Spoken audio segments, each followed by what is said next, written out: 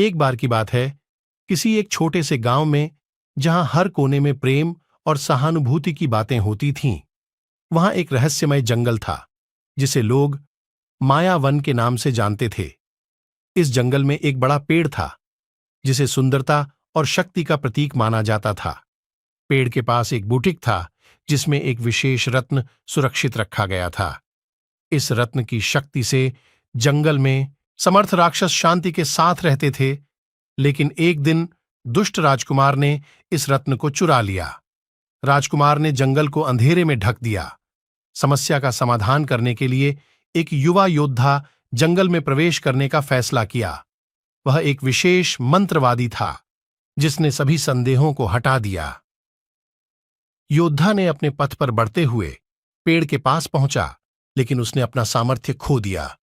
फिर उसने अपने मन में ध्यान और निष्क्रियता को प्राप्त किया और मंत्र की शक्ति को उठाया। मंत्र की शक्ति से वह अपने आप को उत्तेजित किया और फिर अद्भुत यात्रा शुरू की। पेड़ के पास पहुंचते ही उसने राजकुमार को पाया, जो रत्न को पहन रहा था। योद्धा ने राजकुमार को चुनौती दी, और एक दुर्बल और भयानक रूप में, लेकिन उसने अपना सामर्थ्य खो दिया। फिर उसने अपने मन में ध्यान और निष्क्रियता को प्राप्त किया और मंत्र की शक्ति को उठाया।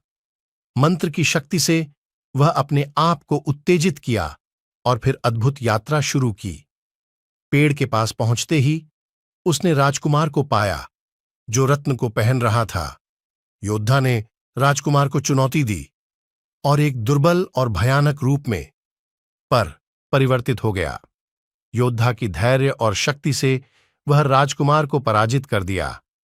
राजकुमार की हार के बाद योद्धा ने रत्न को लौटा दिया, जिससे जंगल की शांति और सुरक्षा फिर से स्थापित हुई। इस विजय के बाद योद्धा ने अपने गांव को शांति और सुरक्षा के साथ लौटा दिया, और सभी लोग उसे एक विशेष प्रतिष्ठा से सम्मानित किया। और उसकी विजय की कहानी आज भी गांव के बच्चों के बीच बड़े उत्साह और उत्सुकता के साथ सुनाई जाती है।